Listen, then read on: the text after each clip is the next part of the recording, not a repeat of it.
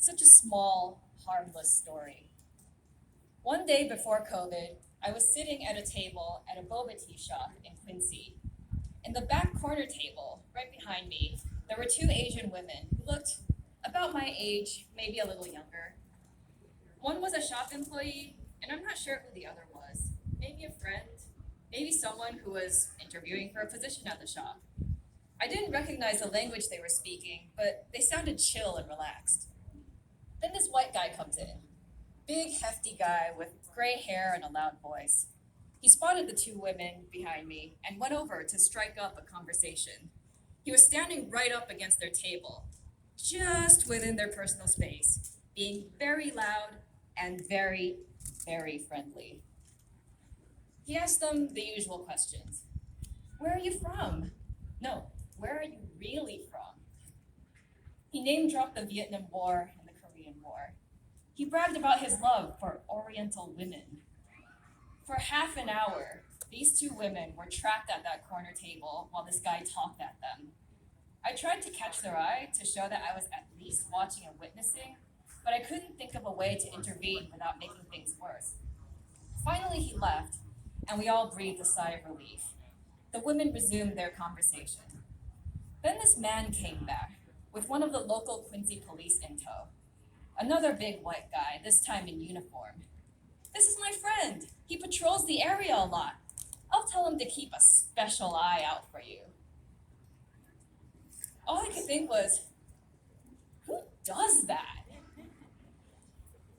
After some more uncomfortable chatter, that man and his policeman friend both leave. The sheer entitlement of that dude and the helplessness and fear from those two women and myself has stuck with me ever since.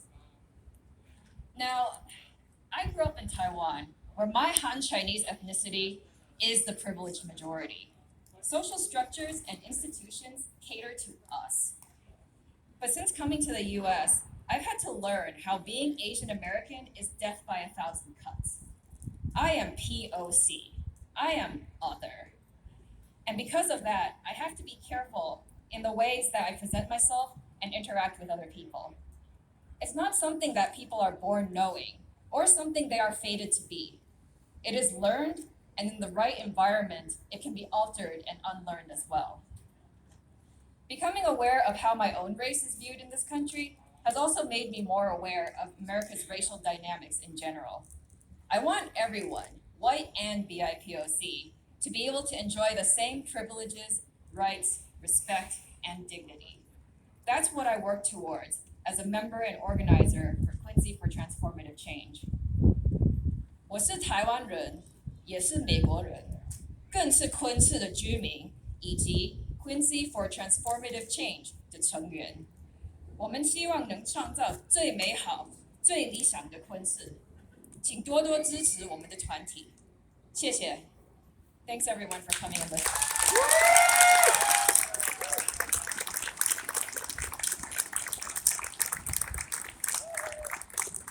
Thank you so much, Denise. I'm going to welcome Ben Hires. He's the CEO of the Boston Chinatown Neighborhood Center. He has experience in nonprofit leadership and as a mentor for youth. In his current role, he helps to empower Asians and new immigrants to build healthy families, achieve greater economic success, and contribute to thriving communities by providing a broad range of innovative and family-centered programs and services, including here in Quincy. Welcome, Ben.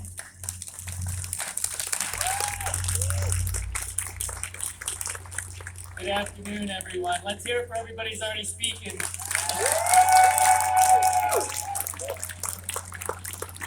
Good afternoon. My name is Ben Hires. I'm proud to be Asian American. I'm proud to be the CEO of Boston Chinatown Neighborhood Center, which has been serving the Asian and immigrant community for the last 50 years and the Quincy community for the last decade. I'm also proud to be a board member of the Quincy Chamber of Commerce and a member of the Asian Pacific Islanders Civic Action Network, which recently had a town hall on anti-Asian racism that over 3,000 people attended online. There is solidarity in our communities. We also know that the Asian American community has been severely impacted the last year. We know that Asian businesses were impacted by unfounded fears due to COVID-19 a year ago. And we know there's been an increase in anti-Asian and anti-Chinese rhetoric, verbal harassment, civil rights violations, and physical assault. The recent rise of anti-Asian violence is troubling and horrific, but not new. Just like the police brutality of African Americans. People are just beginning to know about it though. But that's why it's imperative for groups like Quincy for Transformative Change to come together and lift your voices for change. Hi, Maxwell. Students from our adult education classes attended that town hall on anti-Asian racism.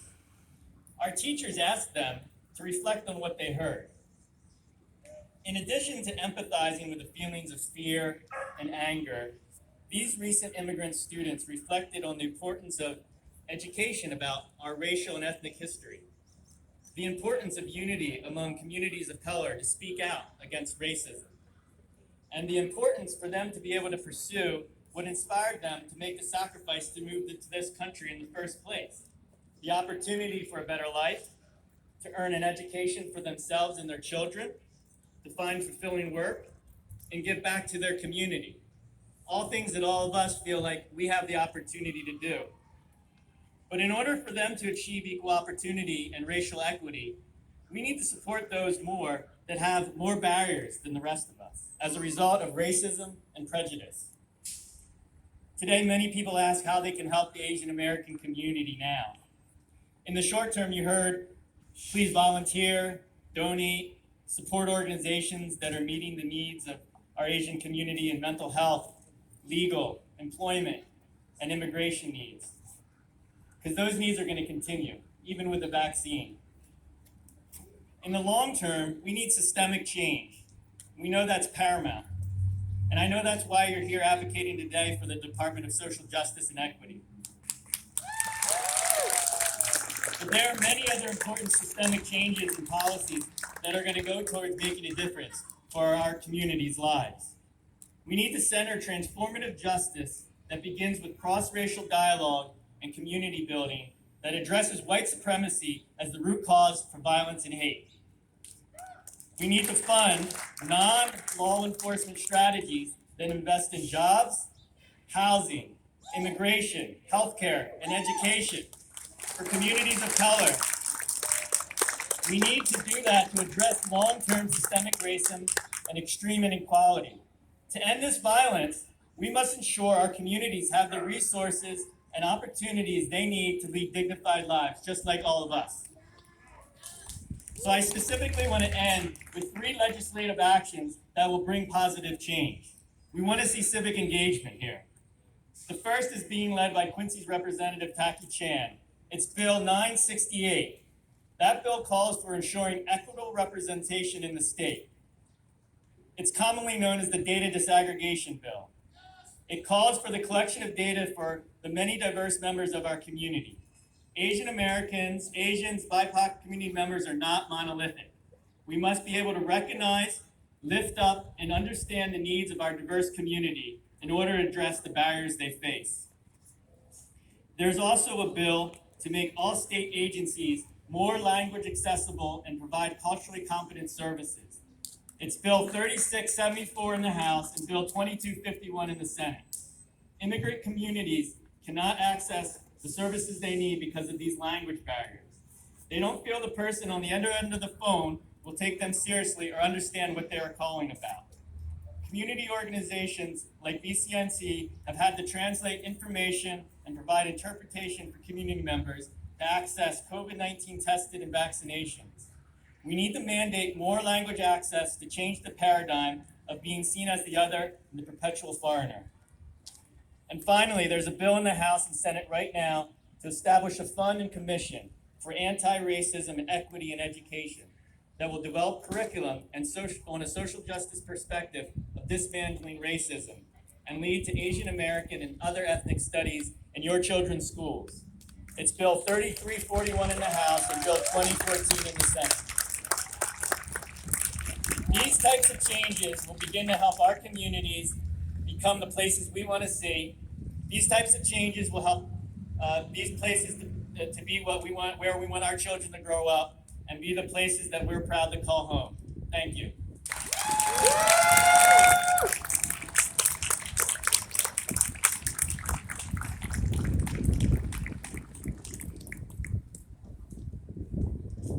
And now we'll have a special speaker. Her name is Lily, and she's 6 years old. And this is actually her 6th protest that she's been to. Lily, will you come up and speak?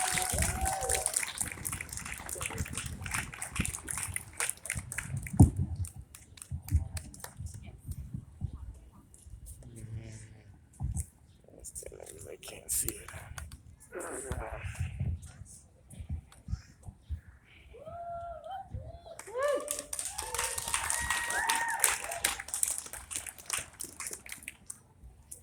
Hi everyone, thank you for being here, and my name is Lily.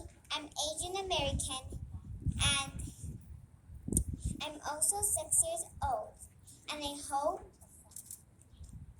schools will teach Asian American culture and history.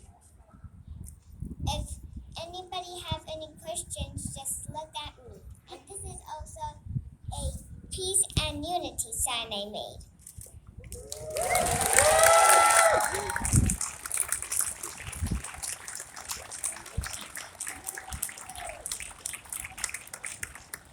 Thank you. I love you. And also thank you for everybody for being here. Thank you so much. Again, this is our 6th protest. I'm Lily's mom, Helen. If you want to reach us, it's lilymomloveyou2@gmail.com. LILYMOMLOVEYOU2@gmail.com. We would like to petition for the Asian American history, culture, and contribution to be included in the K-12 mainstream curriculum for the education department, and also the early childhood education.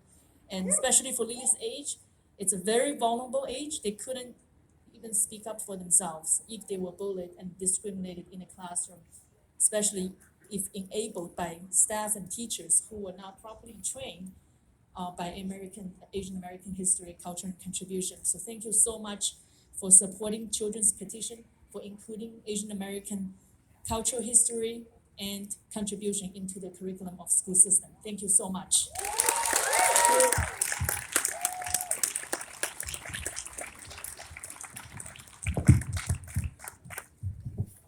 Thank you so much, Lily. My name's Vicki Scow, and I'm one of the organizers with Quincy for Transformative Change and Quincy for Justice.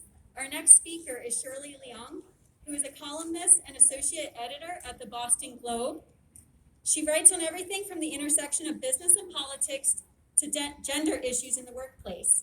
In 2018, Boston Magazine named her to its list of the 100 most influential people in Boston. As well as Shirley is also a contributor to WGBH's Boston Public Radio and Greater Boston, as well as a regular guest on the New England Cable News. Please welcome Shirley Leong.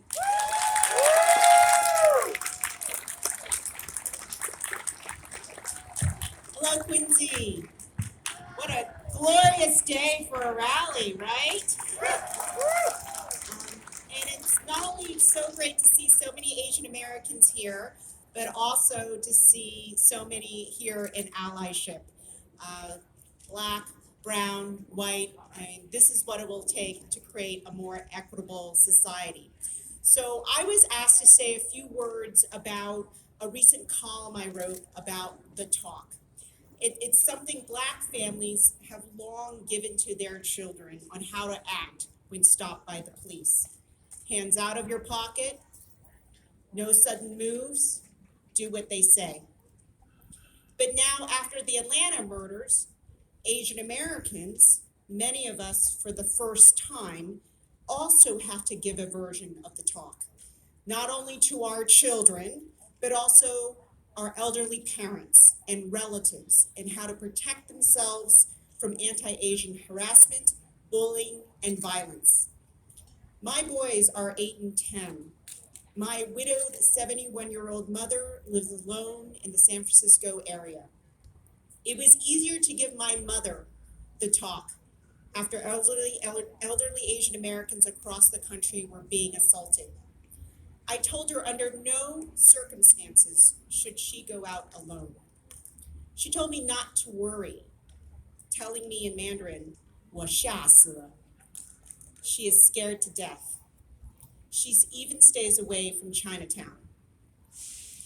It was much more difficult to talk to my sons. Not only did I struggle to find the right words, and I write for a living, but I was also full of anger. How has it come to this? The 8-year-old is not like Lily, 6-year-old, so smart and aware. My 8-year-old doesn't even know he is different. And I think just for a little longer, I wanted to protect him from and shelter him from the ugliness of the real world. And when I tried to give him the talk the first time, his first question was, what is Asian? My parents immigrated to the US in 1970, and I'm a first generation ABC, American born Chinese. As such, my brother and I were taught we would never be fully accepted as Americans based on the color of our skin and the fact that we eat rice every night with chopsticks. We would always be the foreigner. So why fight the racism? Why fight the unequal treatment? Just accept it. It's your lot in life because we have chosen to live in America. I hoped against hope my parents would be wrong. And for a while, I thought they might be. I mean, when you see the rise of Asian Americans in politics and in Hollywood, you begin to see yourself represented. But the resurgence of white supremacy and the pandemic's xenophobic politics changed all of that. When the most vulnerable of the Asian American community, women and the elderly, are under attack, we can no longer stay silent and accept racism. After Atlanta, so many of us live in fear. But that does not mean we run or we hide. It means we stand up and be heard. That's why this rally, you coming out here today, is so important in breaking the silence. What we have learned from our Black sisters and brothers is that this fight for equal treatment is a journey, one that can last decades. But this time feels different. I'm not saying it will be different, not yet, but it can be different. We have a lot of work to do. It will take many more rallies, many more policy changes, many more elections, and many more new laws. My hope is that if we work together and keep our focus on creating a more equitable country, that my sons will never have to give their children the talk. Transformative change doesn't happen overnight, but it shouldn't take centuries either. The clock is ticking, so it's time for all of us to get to work. Thank you.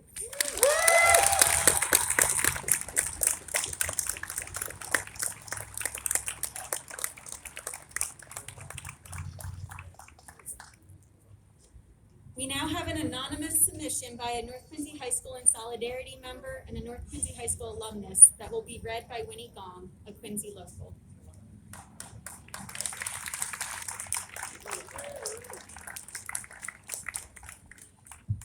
When I see anti-Asian violence on the news, I feel powerless. I look at their faces and I see my grandfather with his hunched stroll, hands tucked behind his back, probably thinking about what to grow next in our garden, before a hooded figure pushes him violently into the concrete. I see my mother in the smiling faces of shooting victims on GoFundMe. I read the headlines and I see my last name. I scan the list of victims and I swear I knew them once. And now, when I walk the streets of my city, I don't see friendly neighbors or childhood classmates. I see eyes and fists. Eyes that hate my body and fists that want to make me another statistic. The Asian American identity is depicted wildly one dimensionally. You're an obedient little China doll or rebellious outspoken renegade, both the subject of fetishization to the Western gaze. I'm only 19, but I feel like I've lived so many lives and worked myself to both fit the mold and also to break it. And as a result, I feel as if I don't own myself. From being in the classroom, from being the classroom discussion point when it came to anything related to China, to defending my arts major to my family, from broken Mandarin at Saturday Chinese school to hating myself after another Chinese girl called me whitewashed. From dumping dumplings meant for lunch in the trash before I went to school to acting amused when my non-Asian friends spit up their roller drinks.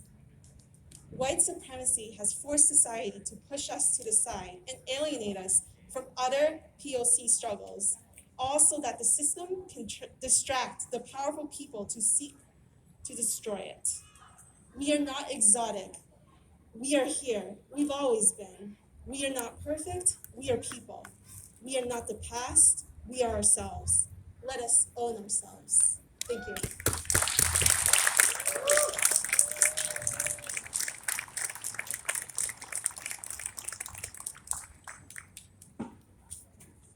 Happy Saturday, Quincy.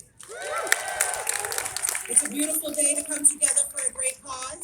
My name is Cindy J. Sine. I am one of the organizers with Quincy for Transformative Change.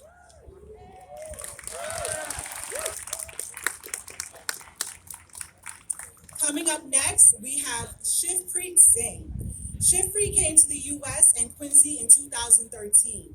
Today, she will be speaking about her experience as a new immigrant and resident in Quincy, and sharing about her journey to her current role as the secretary of the Quincy Public Schools citywide parent-teacher organization. Shiv?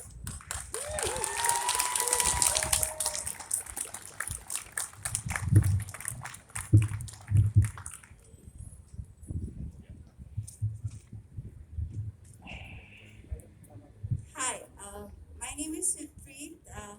It's very overwhelming for me to be here. I came to Quincy in 2013. Actually, I came to US in 2013, so I'm a new immigrant.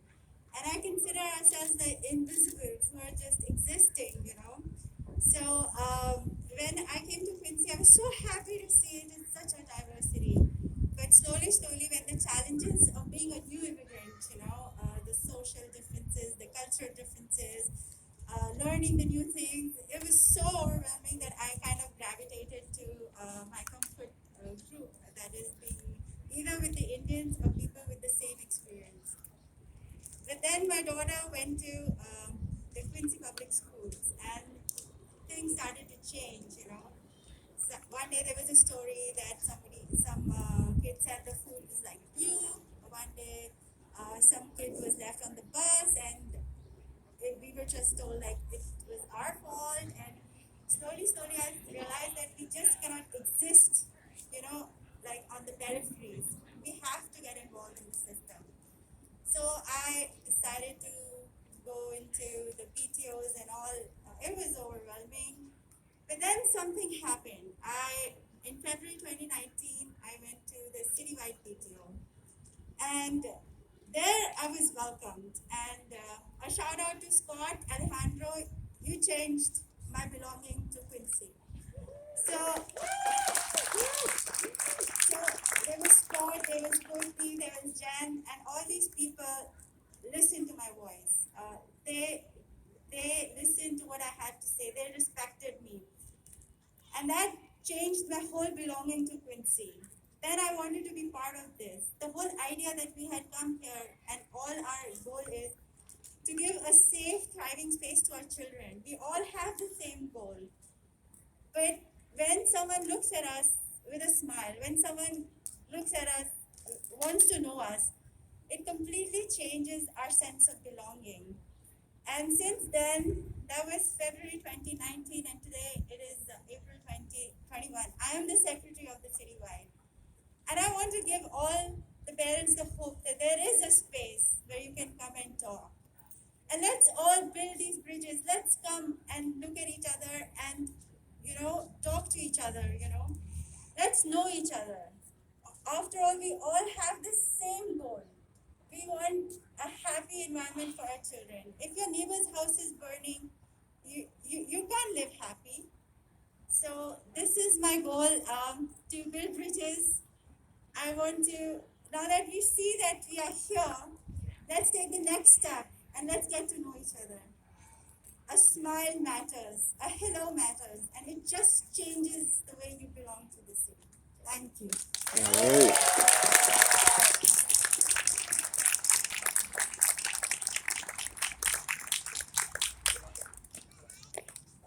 The next statement was submitted anonymously and will be read by Winnie Gong.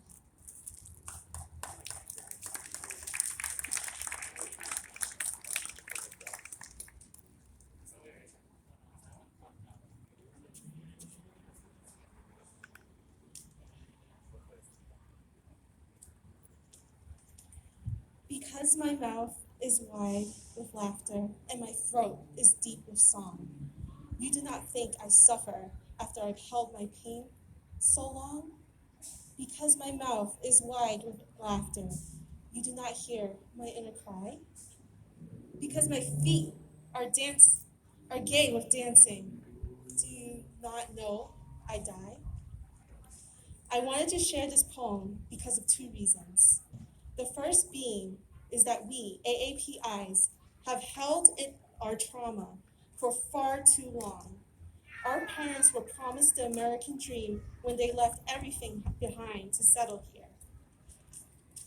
What we are forced to realize is that our reality is actually a nightmare. Being attacked and killed in the same streets that we have helped build seems like a nightmare, not a dream. Our reality is mass media demonizing and dehumanizing the countries that we have come from. They tell us that we are dog eaters, we are poor, rapacious villains. They tell us who we are and who we should be, like the model minority. With the recent attacks on our people, I've seen many of us fall for that.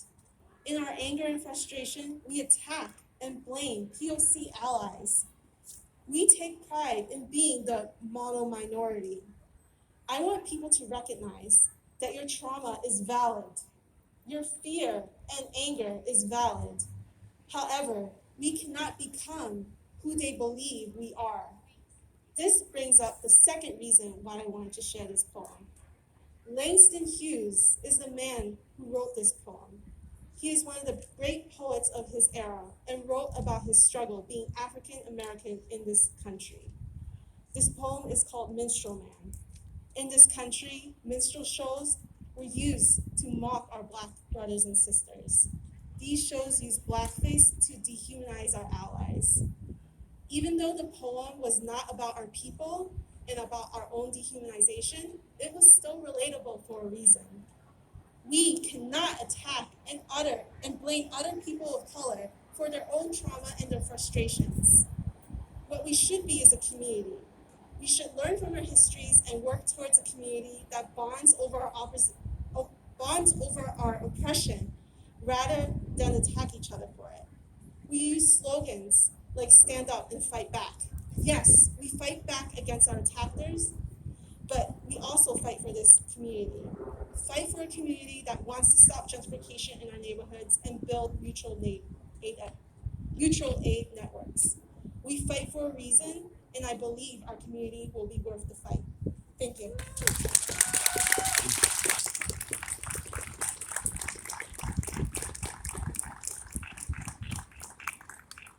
Our next speaker is James Ikeda.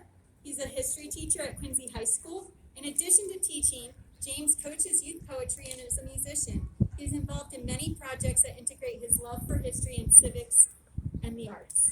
Welcome, James. Hello, for our earlier wonderful speaker, Lily, I do want to point out I had the pleasure of designing an Asian American history course for Bunker Hill, which launches next fall, and so if anyone does want to advocate for that in the city, feel free to do so. The curriculum is there. This is a song, this is Greg. This is a song from a couple of years ago, but I thought it was still relevant, so.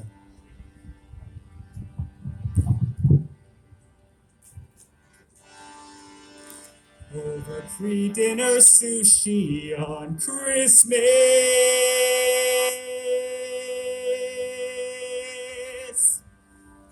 You explained to me that in Australia, Somali immigrants are just not assimilating. They are too culturally different. And I thought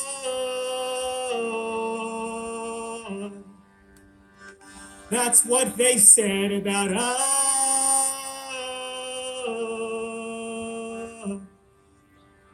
when they took away our right to own land in California, our right to naturalize as citizens. They put us in camps in the interior to protect the homeland. So I wonder what it would be like for a person to go from a U.S. launched airstrike pod Al-Shabaab stronghold to a new white settler colony home and be reminded that you don't belong. So please forgive my rejection of that argument, but I have no interest in sitting back and letting well-meaning liberals reinforce the sort of patterns of thinking that justify what took Christchurch, New Zealand by such surprise. But I'm not surprised those lies justify a violent reprise. The taking of lives, our tears won't suffice. Just stop telling lies, please stop telling lies. Epistemology is the philosophical study of knowledge. Yes? Okay, what is knowledge? Where does it come from? How do you transfer it and the rest of it? Generally speaking, when we think about knowledge, we think of this as something that is the privilege of intelligent people by certain kinds of exclusionary standards. You have a